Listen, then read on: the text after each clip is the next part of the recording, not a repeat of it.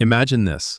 You pull out your phone, tap a button, and within minutes, a car rolls up to the curb. No driver, no steering wheel being turned, no eyes in the rearview mirror checking on you, just an empty seat waiting for you to step in.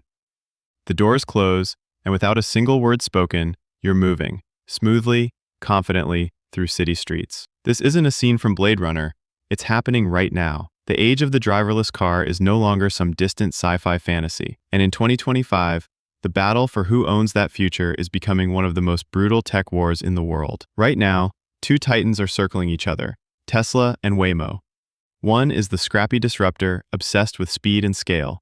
The other, the patient perfectionist, refining its craft for years before opening the doors to the public. And the stakes? Control over a $1 trillion mobility market. On June 22nd, 2025, Tesla finally tipped its hand. For years, Elon Musk promised fully self-driving cars were just around the corner. Critics rolled their eyes. Fans defended him. And then, without much warning, Tesla rolled out its first, invite-only, robotaxi trial in Austin, Texas. 10 white Model Ys began prowling the streets. Empty driver seats, no human at the wheel, carrying real passengers for just $4.20 a ride. That price wasn't an accident. It was a flex. A signal that Tesla wasn't just here to join the game. They were here to undercut everyone else. The trial was small, sure, just 10 cars. But the message was huge. Tesla had crossed the line from promise to product.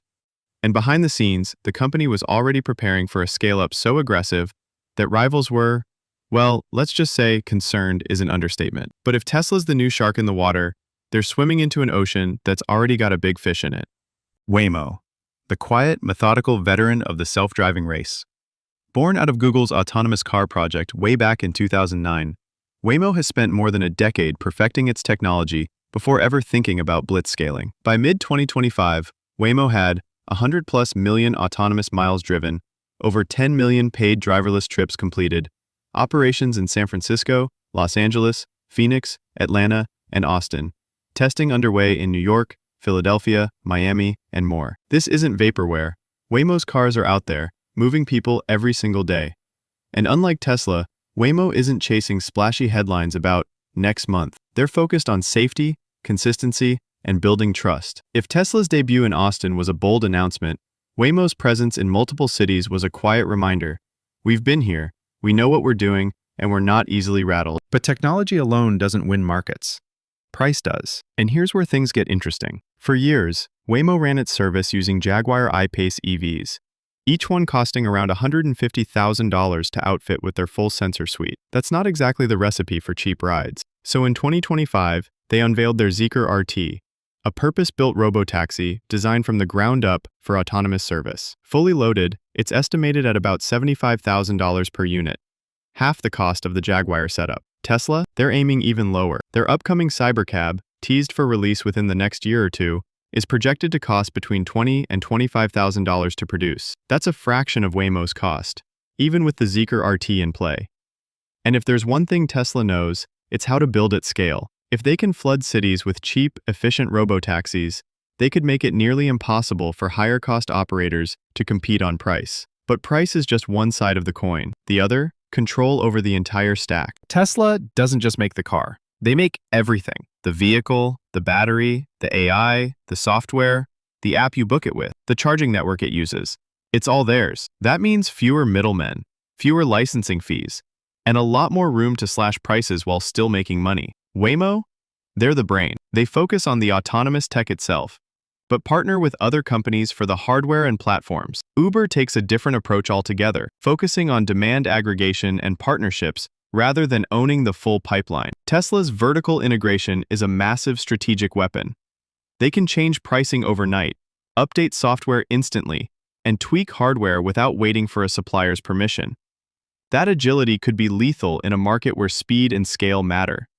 But having control is meaningless if your cars can't see as well as the competition. Here's one of the sharpest divides in the robotaxi war: how the car perceives the world. Tesla's philosophy? Humans drive using eyes and brains, so their cars should too. That means no LiDAR, no radar, just cameras and AI. The pitch is that with enough training data, vision-based AI can be as good as, or even better than, human drivers. Waymo disagrees, strongly. Their cars bristle with sensors: LiDAR, radar, multiple high-resolution cameras. Redundancy is the name of the game. If one system fails, another backs it up instantly. And here's where the numbers sting. Waymo's cars average 14,000 miles between driver interventions.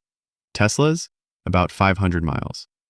That's not to say Tesla can't close the gap, but in 2025, it's a reminder that cheaper isn't always better in a business where safety isn't just important, it's everything. And that's before you add in the next hurdle, regulations and reality checks. Let's get real. Nobody's making serious money from robotaxis yet.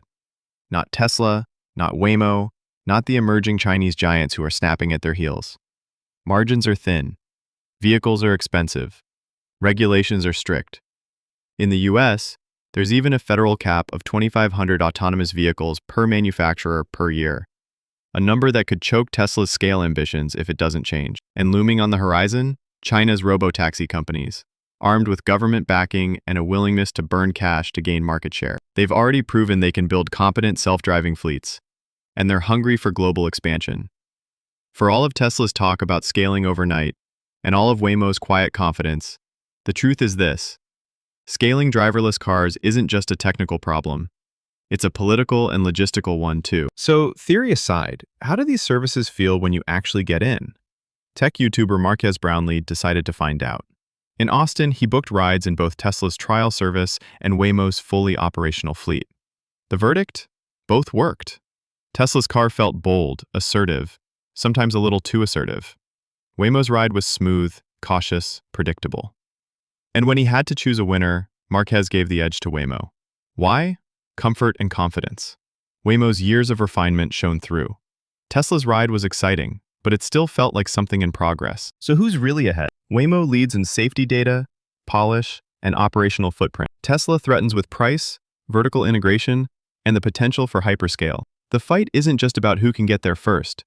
It's about who can get there right. Because in the world of driverless cars, one high-profile failure can kill trust overnight. And as these two giants clash, they're forcing every other mobility player, Uber, Lyft, Cruise, Didi, to pick a lane. Do you go cheap and fast, or slow and safe? Over the next 12 to 18 months, the US will be a test track for the robo-taxi future. We'll see Tesla roll out the Cybercab, Waymo push into new cities, and regulators wrestle with safety concerns. Maybe Tesla's low-cost army will dominate. Maybe Waymo's steady, proven approach will win the public's trust. Or maybe, just maybe, both will carve out their territories, one for those who want the thrill of innovation, the other for those who value comfort and certainty. One thing's for sure, the next time you order a ride, there's a good chance no one will be driving. And when that moment comes, you'll have to decide. Do you go with the daring disruptor or the careful craftsman? If you want to stay ahead of this and see exactly how this plays out, make sure you're subscribed and following, because the robotaxi war has only just begun. And the next move could change everything.